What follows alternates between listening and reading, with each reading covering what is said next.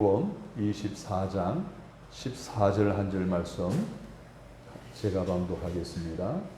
이 천국 복음이 모든 민족에게 증언되기 위하여 온 세상에 전파되리니 그제야 끝이 오리라. 아멘. 주의 재림을 맞이하는 자세라는 제목으로 말씀을 드리려고 합니다. 제가 청소년기에 겨울이만 되면 부흥회를 다녔던 기억이 있습니다. 한 8km, 7km, 한 15km 떨어진 마을에 있는 같은 교단에 교회 부흥회가 있으면 품앗이라 그러죠. 은혜 받는 그런 일들을 했던 기억이 납니다. 그 부흥회 때에 항상 불렀던 찬송인데 지금도 귀에서 떠나지 않습니다. 주제는 다 뭔가 하면 회개에 대한 찬송과 예수님의 재림에 대한 찬송이었습니다. 예수님이 곧 오신다. 그러는 그런 믿음을 가지고 부르는 그 찬송 가운데 각종 은사가 임하고 각종 치료가 일어나고 회복이 일어나는 그런 것들을 보면서 믿음의 생활을 하게 되었습니다. 요즘은 살기가 너무 좋아서인지 주님의 재림에 대한 기대가 그렇게 많지 않나 하는 생각이 들 정도로 예수님 오심에 대해 전혀 준비하는 신앙의 자세를 찾아볼 수 없을 정도로 요즘에 너무 현실에 안주하는 신앙생활을 하고 있지 않느냐 하는 그러한 의구심이 들 정도로 그렇습니다. 여하튼 오늘 이러한 시대에 다시 한번 우리가 예수님의 재림을 생각한다면 오늘 우리가 살아가는 이 신앙생활 매너리즘에 빠졌고 습관에 빠졌고 안주함에 빠진 우리 신앙이 다시 불릴 때 일어나는 현재의 자리에서 다시 일어서서 담대하게 표대를 향한 믿음으로 나아가는 그런 믿음의 결단이 이 시간 말씀을 듣는 가운데 우리 모두에게 일어나게 되기를 주님의 이름으로 축복합니다. 예수님께서 인간의 몸을 입고 이 세상에 오셨을 때에는 많은 사람들이 환영을 하지 않았습니다. 사실 예수님이 초림 때에는 환영받지를 못했어요. 겨우 환영하면 부모인 마리아와 요셉, 목자들, 동방박사들, 천사들의 환영만 받았어요. 그런데 이 극소수에 불과한 이 예수님의 초림 시에 예수님을 맞이하지 않더라도 사실 그게 큰 문제가 되지는 않았어요. 무슨 말입니까? 예수님의 초림 때에는 예수님께서는 우리를 심판하러 오신 것이 아니라는 거예요. 우리를 구원하러 오신 거죠. 인류를 구원하시기 위해서 오신 거예요. 그런데 예수님의 재림은 상황이 달라요. 예수님의 재림의 목적은 뭡니까? 이 땅에 심판하러 오시는 거예요. 저울질하러 오시는 거예요. 공의의 하나님으로 오시는 거예요. 그래서 우리가 행한 대로 갚으신다라고 했어요. 심은 대로 거둔다라고 하신 말씀, 내 믿음대로 되리라고 하신 예수님의 말씀이 실질적으로 주님의 재림의 때에는 이루어진다는 사실을 우리가 안다면 오늘 우리의 신앙생활에 경각심을 갖지 않을 수가 없습니다. 자, 그래서 초림 때와 예수님의 재림 때는 다르다는 거예요. 예수님을 영접한 사람들만이 심판을 면하고 영생할 수가 있는 거예요. 자, 그렇다고 한다면 어떤 자세로 예수님의 재림을 맞이해야 할 것인가 하는 것은 오늘 우리의 향한 오늘 이 시대의 믿음의 삶을 살아가는 우리들을 향한 주님의 질문이에요. 이 질문에 대답을 잘하는 신앙생활을 사는 사람은 심판을 받되 상급의 심판을 받을 것이고 이 주님의 말씀에 귀를 기울이지 않고 무시한 사람들은 멸망의 심판을 받을 거예요. 자, 우리는 오늘 말씀을 듣는 우리는 예수 그리스도를 영접했어요. 그래서 심판에 예수님의 재림 때에 심판의 그런 어떤 자리가 아니라 상급의 자리로 가야 될 텐데 혹 우리의 삶 속에 다시 한 번 더 빠뜨린 것은 없는가? 소홀히 한 것은 없는가? 제대로 믿음의 생활을 하고 있는가라고 하는 부분에 대한 오늘 본문의 말씀을 통해 주시는 하나님의 음성을 듣고 다시 한번 신앙을 새 출발하는 그런 각오와 자세로 다시 임할 수 있는 저와 여러분이 되었으면 좋겠습니다. 자, 그러면 어떤 자세로 재림을 맞아야 할까요? 성도가 미래를 준비할 수 있도록 돕는 자세를 가져야 된다는 거예요. 무슨 말인가 하면, 자, 오늘 1절에서 14절 말씀에 보면 예수님께서 종말에 생길 일들에 대한 제자들의 질문을 받으셨을 때에 정성껏 대답해 주십니다. 두 가지 말씀해 주시죠. 5절에 보시면 먼저 말세에는 거짓 선지자들이 나타나 사람들을 미혹할 것이라고 말합니다. 신천지, 그죠? 여러 가지 많은 이단들이 있어요. 두 번째는 6절, 7절에서 말하고 있어요. 난리와 난리가 일어나겠고 모든 곳에서 기근과 지진이 일어나고 전쟁이 일어난다라고 말하고 있습니다. 그러다 보니 사람이 강팍해지게 됩니다. 서로 잡아 죽이게 되고 서로 미워할 것이다 라고 이렇게 주님이 제자들에게 말씀해 주셨어요. 그런데 실제로 오늘날에도 이러한 일들이 일어나잖아요. 기근과 지진이 일어나고 있어요. 전쟁의 난리들이 난리예요. 서로 죽이는 일들이 지금 끊임없이 일어나고 있어요. 그러나 그 사람들은 여전히 그런 일을 겪음에도 불구하고 말씀을 믿으려고 하잖아요. 말씀을 받아들이지 않아요. 예수님의 재림을 인정하려고 하지 않아요. 창세기 19장에 보게 되면 여러분 잘 아는 대로 롯이 자기 딸과 정혼한 사이들에게 이제 곧 하나님의 심판이 소돔과 고모라 성에 임할 텐데 빨리 좀 떠나라. 내 식구들 데리고 빨리 떠나라. 라고 했는데도 콧방귀 뀌는 거예요. 받아들이지 않았어요. 그 시대는 지금이나 똑같아요. 말씀에 대한 다양한 경고가 있음에도 불구하고 받아들이지를 않아요. 일본의 원폭이 투하될 때에 여러분 얼마나 많은 전단지를 뿌리고 방송을 했습니까? 근데 받아들이지도 않았어요. 도시를 떠나지 않은 사람 다 죽임을 당하고 말았어요. 이 경고성, 이 사인, 이것을 오늘 우리도 얼마든지 피부로 느끼고요, 눈으로 보고 귀로 들어요. 그런데도 불구하고 예수님의 재림은 떠올리지 않아요. 이렇게 말씀을 믿지 않고 예수님의 재림을 준비하지 않는 이유가 뭔 줄 아세요? 모르기 때문이에요. 예수님의 재림이 되면 무슨 일이 일어나는지를 몰라서 그래요. 예수님이 왜 재림을 해오는지도 몰라서 그러는 거예요. 종말에 대해서 모르기 때문에 그러는 거예요. 그러므로 성도들은 종말을 증거할 필요가 있다는 거예요. 예수의 재림에 대해서 사람들에게 알려야 할 책임이 있다는 거예요. 디모데후서 4장에 보게 되면은 너는 말씀을 전파하라. 때를 얻든지 못 얻든지 항상 힘써라. 범사에 오래 참음과 가르침으로 경책하며 경계하며 권하라 말하고 있어요. 때를 얻든지 못 얻든지 복음을 전하는 거예요. 경책하라는 거예요. 경계하라는 거예요. 사인을 알도록 가르쳐 주라는 거예요. 그러나 우리가 종말만을 증거하면 아무 소용이 없습니다. 종말이 다가왔습니다. 하나님 심판이 가까이 왔습니다. 라고만 외치는 것도 중요하지만 그것만 가지고 아니 된다는 거예요.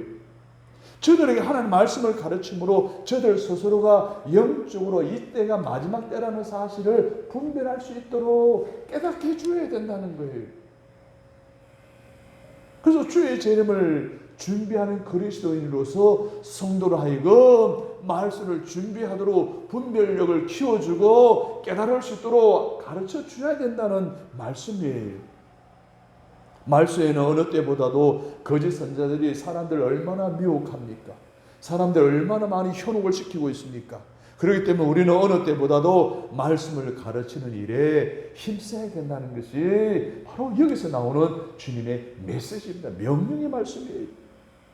그래서 우리는 말씀을 가르치는 일에 힘을 다해야 된다는 거예요. 사도행전 5장에 보게 되면 너희가 날마다 성전에 있든지 집에 있든지 따라서 합니다. 예수는 그리스도라 가르치기와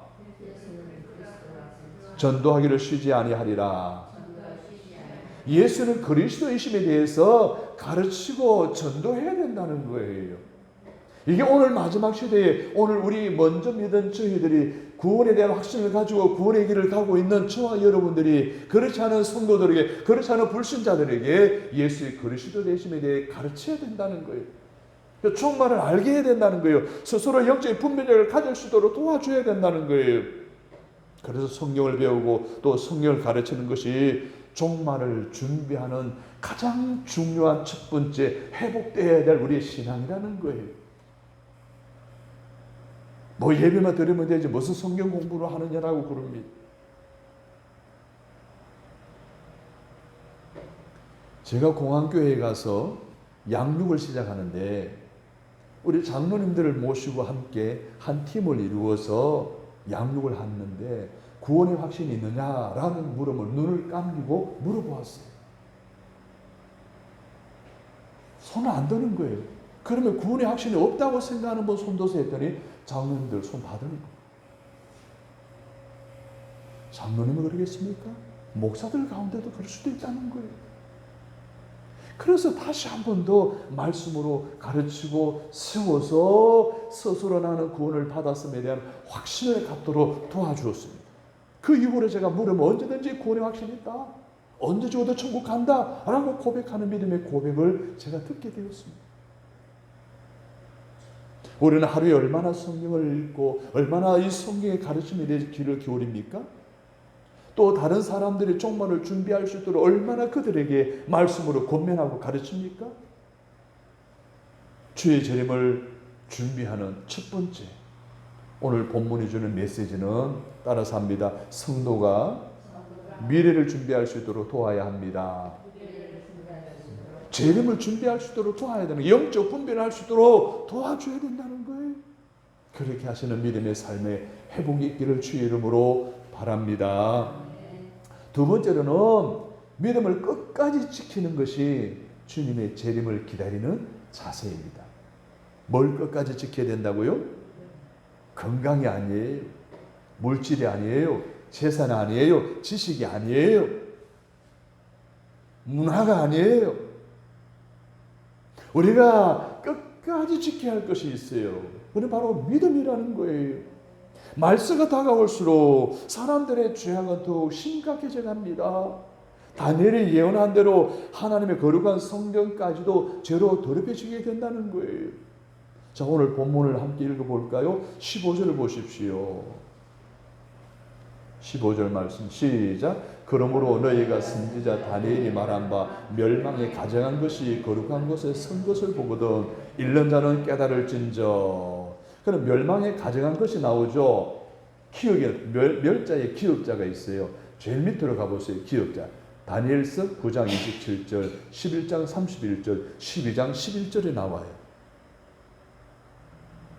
예, 다니엘서 11장 31절을 보게 되면 군대는 그의 편에 서서 성소 곧 견고한 곳을 더럽히며 뭐예요? 군대가 쳐들어와서 성소를 그냥 구두발로 밟고 짓밟고 더럽혔다는 이야기예요.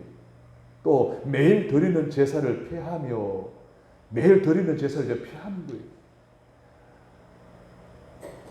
서울에서 지난주에 장로교 한 교회, 성결교 하나, 감리교 하나 교회가 예배를 드리다가 즉발이 됐어요.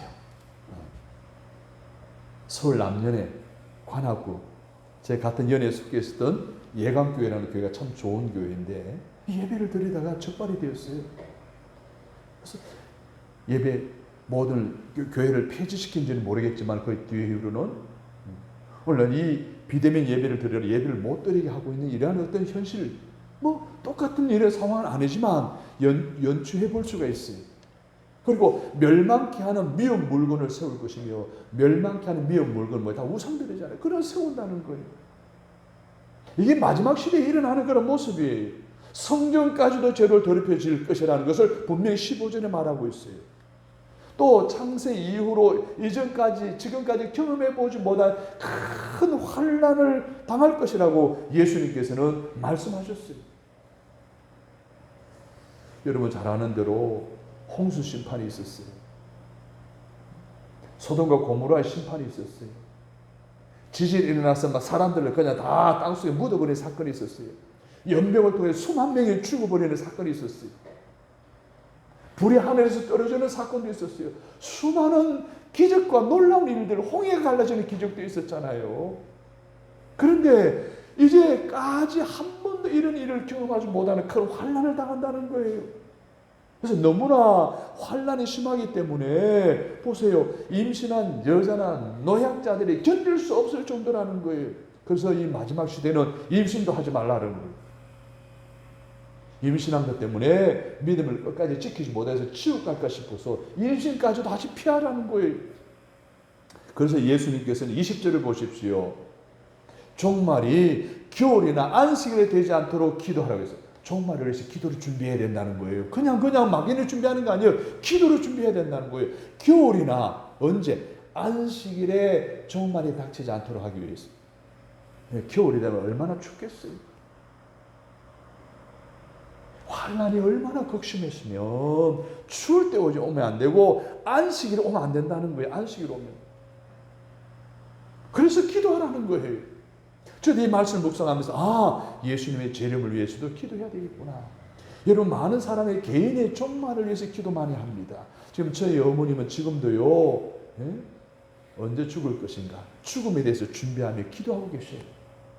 우리는 잘 죽어야 되잖아요. 마지막까지 잘 죽는다는 건 뭐예요? 믿음을 끝까지 지키는 거잖아요. 끝까지 믿음을 지키기 위해서 기도해야 된다는 거예요. 겨울에 재림이 임하지 않도록, 안식일에 마지막 날이 임하지 않도록 깨어 기도하라는 거예요. 이처럼 예수님께서 말씀하신 종말에 있을 환난을 모두 종합해 보면 환난의 정도가 우리 입으로 형언할 수 없을 정도로 심각한 것임을 알 수가 있습니다. 그러면 이러한 심각한 이 환난을 미리 대비하고 벗어날 수 있는, 피할 수 있는 방법이 있을까요? 성경은 있다는 거예요. 오직 한 가지 방법이라는 거예요. 그것은 따라서 합니다. 우리의 믿음을, 나의 믿음을 끝까지 지키는 것입니다. 여러분 13절을 같이 읽습니다. 시작. 그러나 끝까지 견디는 자는 구원을 얻으리라. 할렐루야. 아멘입니까? 끝까지 견디는 것, 오늘 끝까지 지키는 것, 이것이 바로 이 환난을 피할 수 있는 길이에요. 환난이 와도 믿음을 지키는 자만이 모든 환난 가운데서 구원을 받을 수 있는 줄로 믿습니다. 누가복음 18장에 보게 되면 내가 너에게 이르노니 속히 그 원한을 풀어주시리라. 그러나 인자가 올 때에 세상에서 믿음을 보겠느냐. 인자가 오는 것이 재림이죠. 재림이 올 때 세상에 믿음을 보겠느냐는 거예요. 계시록에 14만 4천 명에 대한 숫자가 기록되어 있습니다. 이것을 해석하기를 다양하게 해석하는데 저는 이것을 원론적으로 저는 해석을 하고 싶어요. 정말 주님이 오실 때는 구원받을 사람이 14만 4천 명밖에 되지 않을 수도 있다는 거예요. 나는 그러면 그 14만 4천 명 속에 포함될 수 있는가라는 생각을 하게 되면 각성하게 되고 깨닫게 하게 되고요. 회개하게 되고요. 정신을 차리게 되는 거예요. 사랑하는 여러분, 모든 환난 가운데서 끝까지 믿음을 지킴으로 구원을 받을 수 있는 저와 여러분이 되시기를 주님의 이름으로 축원합니다. 그러기 위해서는 어떤 환난 가운데서도 끝까지 믿음을 지킬 수 있기를 주님의 이름으로 부탁합니다. 세 번째로는 따라서 합니다. 맡은 일에 충성해야 주의 재림을 준비하는 것입니다. 여러분, 주님의 재림을 준비하는 자로서의 어떤 자세를 가져야 되는가? 세 번째는 맡은 일에 충성해야 됩니다. 스피노자는 이런 말을 했어요. 지금 당장 종말이 온다 할지어다. 내일 지금 당장 종말이 온다 할지어다. 나는 지금 사과나무 한 나무를 심겠다라고 했어요. 무슨 말입니까? 지금 내게 주어지는 상황과 형과 직분을 통해 최선을 다한다는 거예요. 충성스럽게 살아간다는 거예요. 이걸 여러분 종말론적인 신앙이라고 그래요. 내가 오늘이 마지막이라고 하는 신앙의 자세를 가지고 살아가는 거예요. 내일이 종말이 될 것이라는 그러한 상상 속에 오늘을 최선을 다해 살아간다는 거예요. 무슨 말이에요? 맡은 일에 충성해야 된다는 거예요. 오늘 성경에 보니까 여름이 온 것은 무엇을 통해 알 수 있어요? 무화과나 무잎이 무성한 것을 통해서 여름이 왔다는 것을 알 수 있다는 것을 말하고 있어요. 여러 가지 징조들이 나타나는 것을 보아서 예수님의 오심이 문 앞에 이른 줄을 우리는 알 수가 있다는 거예요. 그러나 우리가 예수님의 오심의 그 날, 그 시는 알 수 있다 없다? 알 수가 없다는 거예요. 그런데 오늘날 우리 한국에도 보게 되면 때만 되면 그 날을 안 나는 사람들이 나타납니다. 여러분 한참 다미성교회 얼마나 난리 법석을 떨었어요. 신천주도 마찬가지로 계속 날짜를 미루고 있어요. 가모니스를 통해서. 날짜를 자기들이 안다는 거예요. 여러분 분명히 성경은 말하고 있어요. 예수님도 모른다고 했어요. 오직 나만 안다고 그래서 하나님 아버지만 예수님이 이 땅에 다시 오심에 대해서 아신다라고 하셨어요. 그런데 알고 있다는 건 뭡니까? 이거는 교만이에요. 알고 있다는 건 뭡니까? 예수님보다 더 똑똑하다고 말하는 거 마찬가지예요. 이거는 신성모독이에요. 예수는 모독하는 행위예요.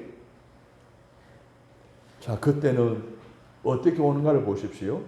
오늘 성경의 40절과 41절에 보면 두 사람이 밭에서 일하다가 한 사람은 데려감을 당하고 한 사람 버려둠을 당하게 된다고 했어요.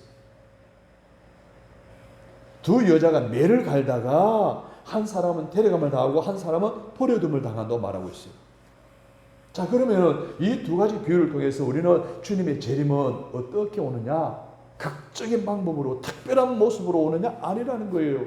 어떤 특별한 날에 오느냐? 아니라는 거예요. 일상적인 삶 속에서 일상적인 모습으로 온다는 거예요. 잠자도 올 수 있는 거예요. 일하는 가운데 올 수 있다는 거예요. 밭에 일하며 최선을 다해야 되는 거예요. 맷돌 재도 최선을 다해야 되는 거예요. 예배하는 순간에도 최선을 다해 잠을 잘 때도 자기 전에 기도를 준비해야 되는 거예요. 이게 뭐예요? 일상화되는 거예요. 즐겁게 일상적인 날 중에 이 재림이 있을 것을 암시해주는 이 두 가지 비유 이야기. 자, 그러면 예수님께서 부지중에 오시기 때문에 준비 없는 사람은 예수님과 함께 천국에 갈 수 있다 없다? 없다는 거예요. 그러므로 성경 우리에게 재림의 시간을 계산하라고 명령하지 않고 재림을 준비하라고 명령하신 거예요. 아멘? 우리는 그 날이 언제 올까 계산하라고 명령하신 것이 아니에요. 그 날이 언제일 줄 모르지만 우리는 그 날을 준비하라는 거예요. 매일매일 깨어있으라는 거예요.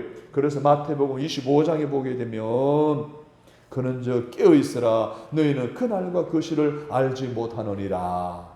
깨어있으시기를 바랍니다. 자신에게 맡겨주신 사명을 잘 감당하며 항상 깨어 예수님을 맞을 준비를 해야 된다는 거예요. 데살로니가 전서 5장에 보게 되면 형제들아 때와 시기에 관하여는 너희에게 쓸 것이 없으면 주의 날이 밤에 도적같이 이룰 줄을 너희 자신이 자세히 알미라. 저희가 평안하다 안전하다 할 그때에 잉태된 여자에게 해상 고통이 이름과 같이 멸망이 호련히 저희에게 이르느니 결단코 피하지 못하리라. 언제 올 줄 모르는 거예요. 호련히 온다는 거예요. 일상생활 가운데 오신다는 거예요. 그래서 여러분 깨어있어야 된다는, 깨어있다는 것은 뭡니까? 특별한 일을 하는 것이 아닙니다. 예수님께서 명령하신 사명을 중단 없이 꾸준히 하는 것이 깨어있는 거예요. 이게 깨어있는 거예요. 내게 주어진 직분에 최선을 다하는 거예요. 내게 주어진 일터에서 최선을 다하는 거예요. 내게 주어진 가정에서 최선을 다하는 거예요. 내가 해야 될 일을, 내가 돌봐야 할 일, 내가 사명을 감당해야 될 모든 일에 최선을 다하는 게 깨어있는 거예요. 맡은 일에 충성하는 것이 깨어있는 것임을 기억하시고 고린도전서 4장에 나오는 말씀처럼 사람이 마땅히 우리를 그리스도 일꾼이요 하나님의 비밀을 맡은 자로 여길지어다. 따라서 합니다. 맡은 자들에게 구할 것은 충성이니라. 아멘. 맡은 자들을 구할 것은 충성이에요. 그러므로 예수님을 맞이하는 준비는 결코 특별한 행동을 요구하는 것이 아닙니다. 예수님 말씀대로 자기 자신의 일에 최선을 다하는 것이 마지막 재림의 준비를 하는 것임을 기억하시고 평상시에 주님 말씀을 잘 지키시고 환난의 때에도 믿음을 끝까지 잘 지켜 하나님께 나아갈 때에 하나라 큰 상급을 보장받는 저와 여러분이 되시기를 주님의 이름으로 간절히 바랍니다. 우리는 예수님을 맞이하기 위해서 즐거울 때나 괴로울 때나 언제든지 우리는 말씀에 순종하며 살아야 합니다. 세 가지 말씀드렸습니다. 성도들이 미래를 준비할 수 있도록 도와야 되고요. 또 믿음을 끝까지 지켜야 되고요. 또 맡은 일에 충성해야 합니다.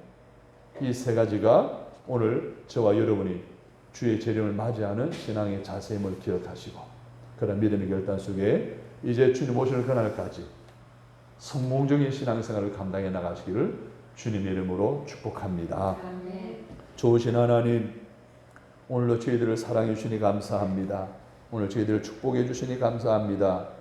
그리스도 안에서 믿음으로 살아가는 저희들에게